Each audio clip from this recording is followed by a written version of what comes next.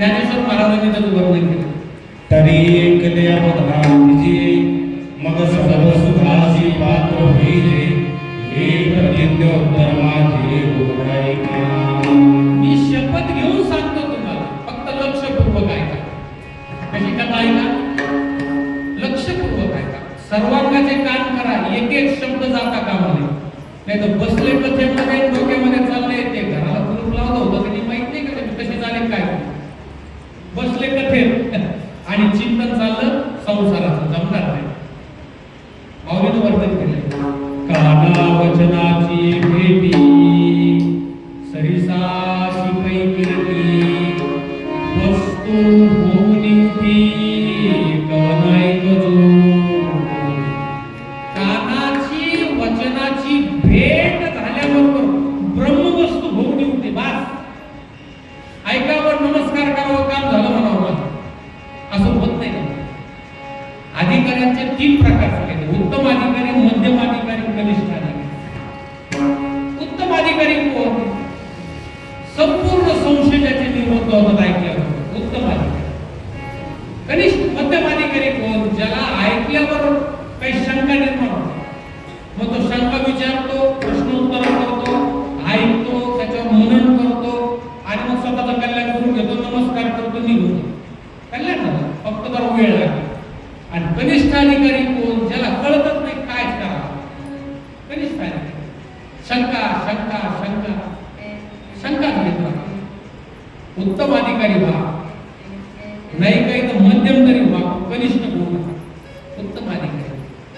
उत्तमा सहजावस्था मध्यमा ध्यानधारणा आगमा मूर्तिपूजाश्च तीर्थयात्रा आगमा. काय उत्तम आहे ते लक्षात घ्या.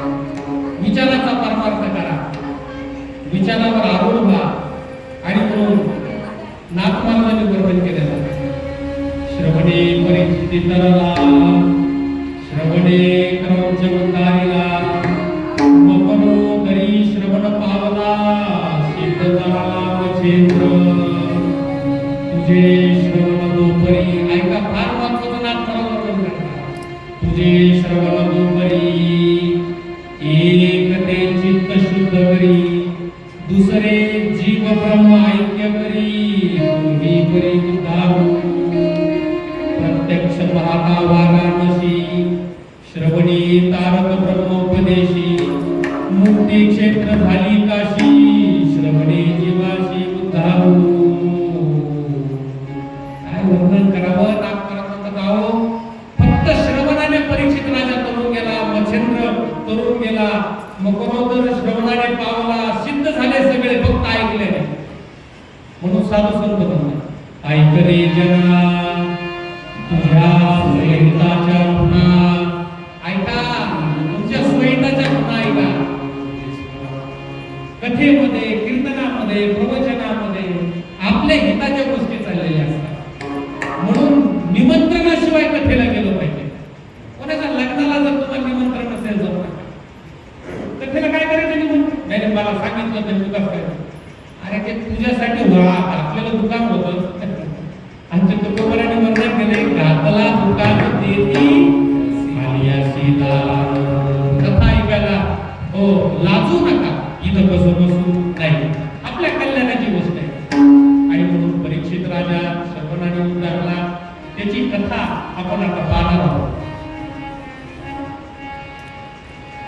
थोडक्यात जर कथा पाहिजे असेल तर ती अशी की परीक्षित राजाला एक दिवस शिकारीला जाण्याची इच्छा निर्माण. परीक्षित राजाने घरामध्ये ठेवलेला जुना मुकुट काढला, तो जरासंधाचा मुकुट होता आणि त्या मुकुटामध्ये कली लपलेला. त्या जरासंधाचा मुकुट परीक्षित राजाने परिधान केला आणि शिकारीला गेला. सकाळी गेला, 12, 1, 2 वाजेपर्यंत शिकार मिळाली. ऊन तळपतंय, भूक लागलेली, अन्न नाही, पाणी नाही, फळे भेटना, तळमळला. काय करावं? ते शिकार जाऊ नाही भेटले, आपण मला पाणी तर मिळव काय. इकडे तिकडे पाहतोय, घोड्यावर जात असताना त्याला एक पद्मफुली दिसली. पर्णकुटीमध्ये गेला आणि तिथे गेल्यानंतर परीक्षितीला असं वाटलं की आपल्याला काहीतरी अन्न किंवा पाणी या आश्रमामध्ये मिळण्याची शक्यता आहे. निदान पक्षी एखादं फळ जरी असेल तर ते फळ खाऊन आपण तृप्त होईल. आणि म्हणून तो व्याकुळ झालेला तो परीक्षित आहे शमीक ऋषींच्या आश्रमामध्ये गेलेला आहे. शमीक ऋषी आश्रमामध्ये त्यांच्या काय असणार महाराज, डोळे बंद करून शमीक ऋषी अगदी अंतःकरणाला ब्रह्मस्वरूपात लीन करून टाकलं, समाधी लागली. आणि उत्तम समाधी लागल्यानंतर जगाचा विसर पडत असतो.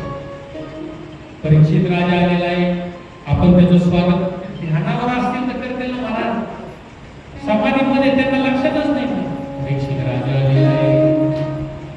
परीक्षिताने हाका मारला, कोणी आहे का या आश्रमात, कोणी आहे का? एक नाही, ध्यान लागले, समाधी लागली. एक दोन वेळेस ऋषींना हाका मारला, ओ ऋषी महाराज, महाराज डोळे उघडा.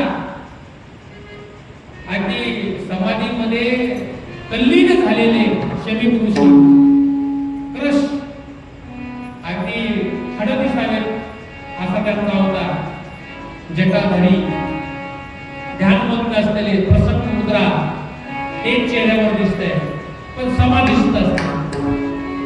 लक्षात घ्या, परीक्षित राजा भूतानी व्याकुळ असतो.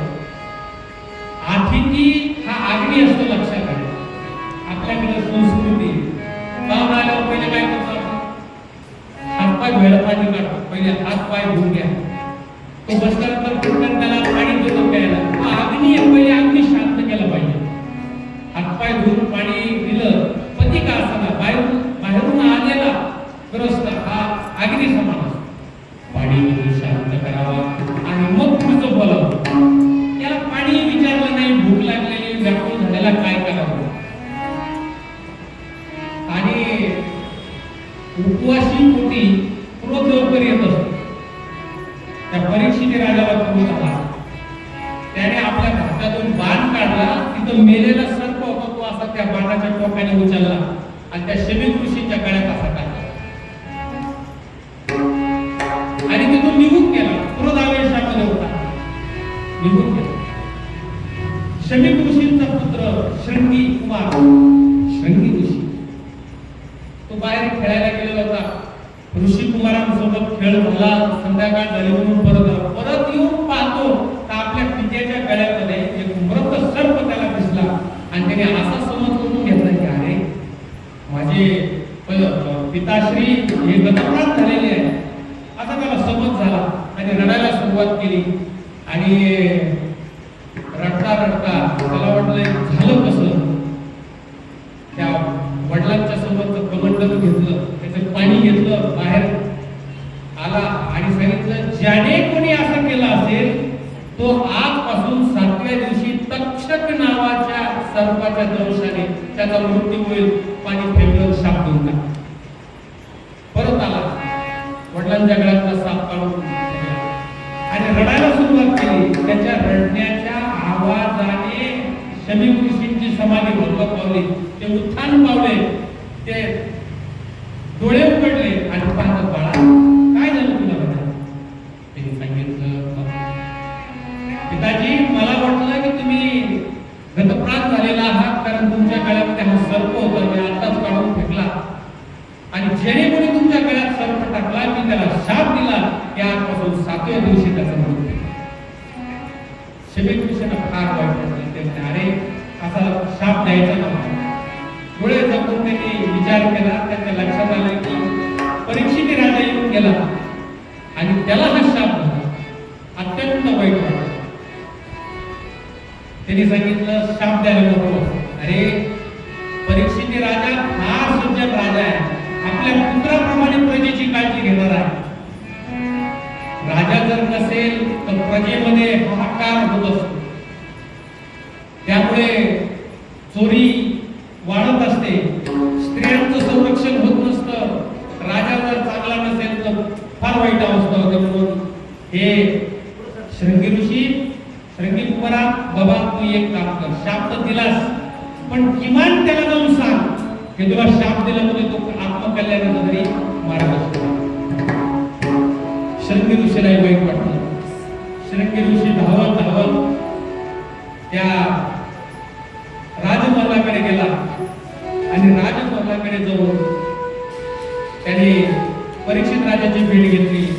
परीक्षित ज्यावेळेस महलात आला, आपला मुकुट काढून ठेवला, स्नान केलं, थोडंसं अन्न ग्रहण केलं, पाणी घेतलं, बसला, त्यावेळेस त्याला सुद्धा पश्चाताप झाला. अरे मी धर्माने वागणारा असून माझ्या हातून असं कसं घडलं? मी त्या ऋषींच्या गळ्यामध्ये सर्प कसा चांगलं झालं नाही.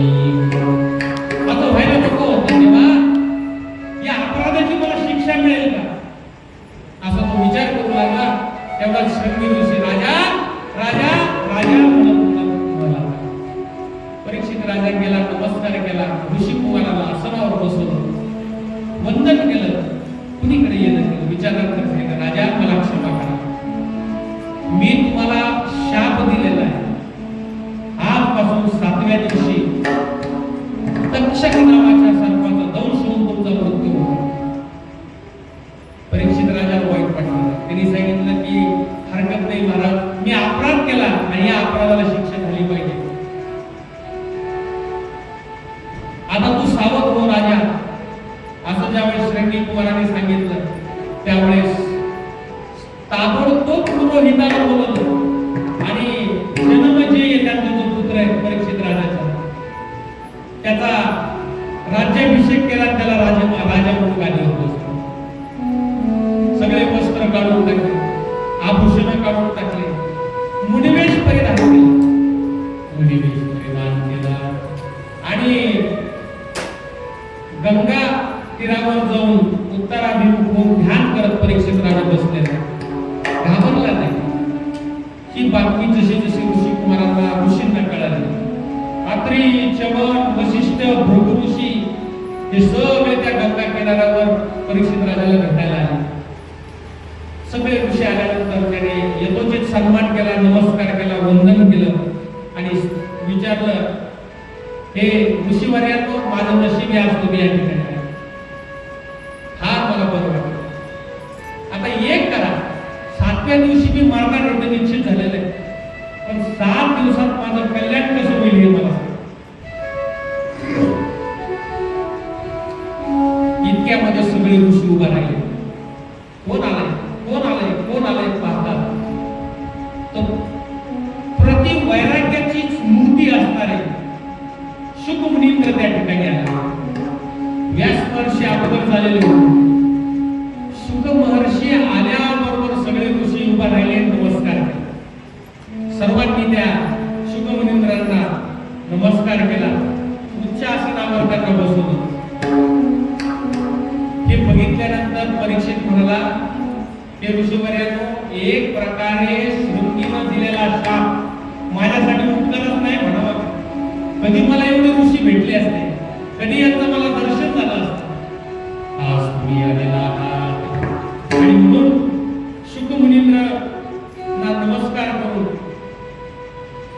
त्यांना परीक्षित राजाने प्रश्न विचारले.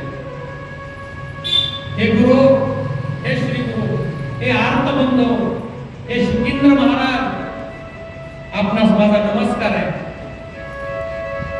माझा प्रश्न असा आहे की पुरुष मरणासन्न अवस्थेत जर असेल तर त्याने कोणता धर्म केला पाहिजे?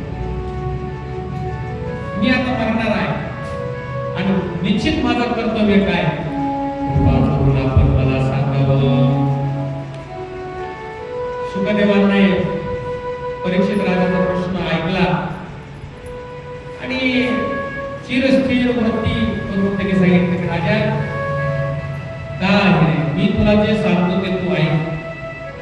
निश्चित तुझं कल्याण होईल अशी भागवत कथा मी तुला सांगणार.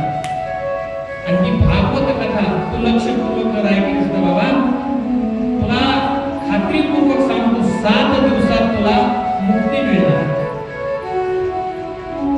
परीक्षेची परीक्षा पाहण्याकरता स्वर्गातले देवही आले होते अमृत घेऊन. शुक मुनींद्रांनी सांगितलं, अमृत घ्यायचंय का अमृतमय कथा ऐकायची? आता विवेक होता, विवेक, वैराग्य,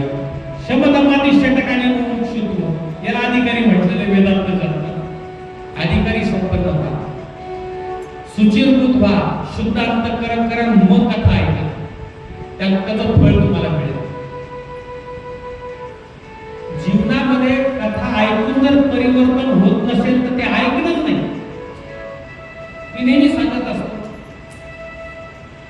घरामध्ये मुलगा किंवा मुलगी असेल आणि टीव्हीचा आवाज मोठा असेल, तुम्ही सांगता की अरे बाळू टीव्हीचा आवाज कमी कर, टीव्हीचा आवाज कमी कर. तो ऐकत नाही. मग बोलतो नाही किंवा वडील म्हणतात अरे बाहेर आहेस का, ते मी तिकडून बोलतो मी बाहेर आहे का, ऐकलं ना. आणि तू ऐकलंस पण ऐकलं तसं केलं का, केलं नाही. तुम्ही कथा ऐकली का, हो ऐकली, ऐकली पण तसं झालं का, नाही झालं. कथा ऐकलीच नाही. कथा ऐकणं म्हणजे वृत्ती बदलणं, अंतःकरणात परिवर्तन होतं. अशी कथा आपण ऐकली. आणि परीक्षित राजाच्या प्रश्नाला उत्तर द्यायला सुरुवात केली. लोक मरणाला अमंगल समजतात. मरण हे मंगलमयच आहे लक्षात. मी महाविद्यालयात असतानाच मला जरा ओढ लागली होती अध्यात्माची. माझ्या मोटरसायकलवर मृत्यू लिहिलं होतं. मृत्यू माझे मित्र माझ्या गाडीवरच बसत नव्हते, तर तो याच्या गाडीवर मृत्यू लिहिलं. मृत्यू मंगलमय आहे.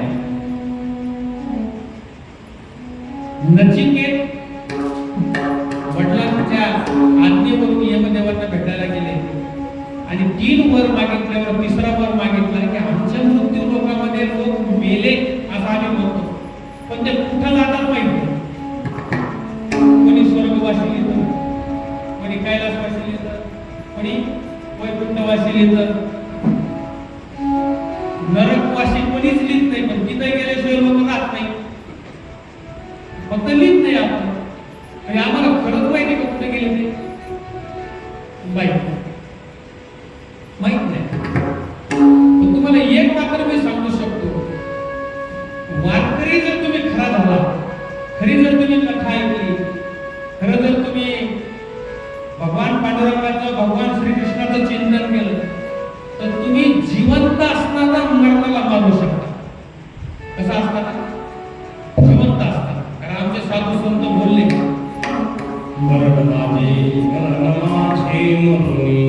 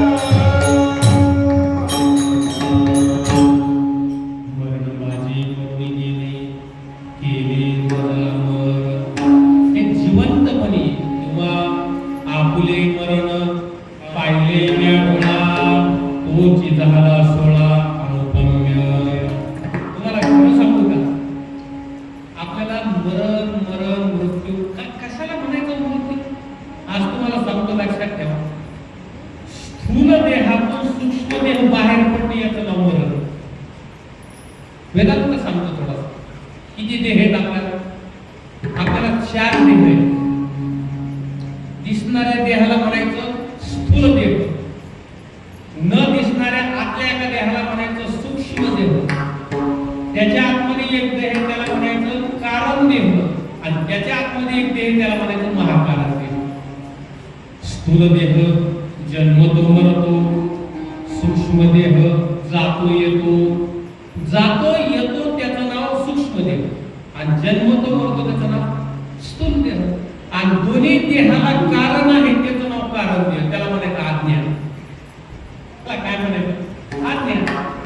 मग आम्ही जी कथा ऐकलो या कथेने काय होत असतं, तर कथेनं कारण देह मरत असतो. मग कारण देह मेला, मग आम्ही हे प्रमाण म्हणतो मरण माझे मरून गेले. कोणतं मरण? कारण देहाचं मरण. अहो या स्थूल देहाचं मरण प्रारब्धावर आहे. स्थूलदेहाचं मरण प्रारब्धावर आहे, सूक्ष्म देहाचं काही तानुपत्ती नाही आणि कारण देह मात्र काय होत असतो, ज्ञानाने जात असतो. त्या ज्ञानाला महाकारण देह असं म्हणत असतात. आणि म्हणून मरण माझे करुणी गेले केले मृत्यू काय आहे लक्षात घ्या. म्हणून मृत्यूची चिंता करू नका. मृत्यूची चिंता करावी का चिंतन करावं. तुलसी मुर्दे को देत है कपड़ा लकड़ी और आग, जिंदा रह के सोस करे सोनर बड़ा आभार. तुलसीदासांचा दोहा आहे. हो, अरे मेलेल्या माणसाला कपडा लकडी आग, कोणाला मेलेल्या. मग जिवंत असून तुम्ही चिंता करता. हो, तुका म्हणे घालू दयावरी भार, वाहू हा संसार वाहू हा संसार देवा पाणी, वाहू हा संसार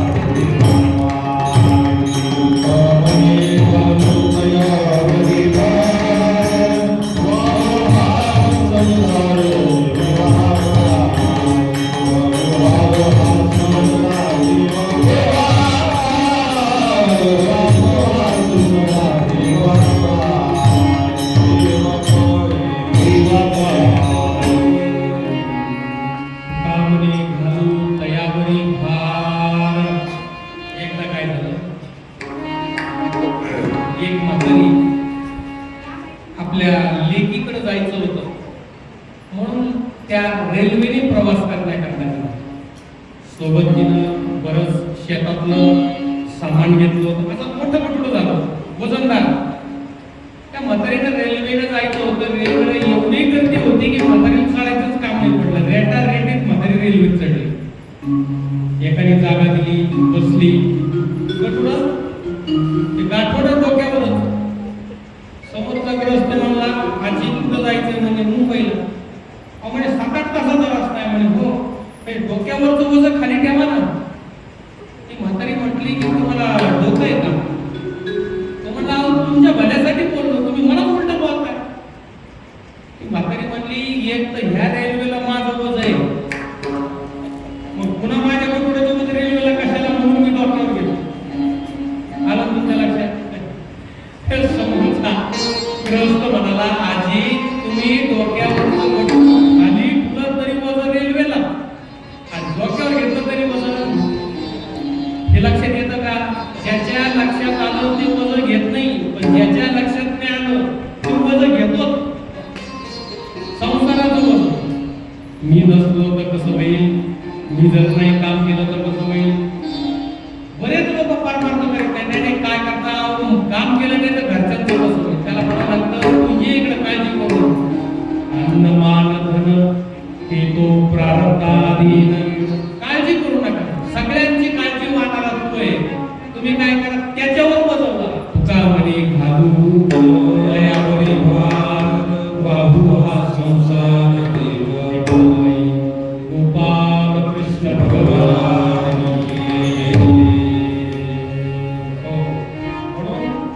श्रवण भक्ती जी आहे ती श्रवण भक्ती परीक्षेसारखी करावी. एकदा आपण सगळे मिळून भजन करू आणि मग पुढची एक कथा घेऊन अर्धा तास आपल्या हातामध्ये. श्री कृष्ण गोविंद हरी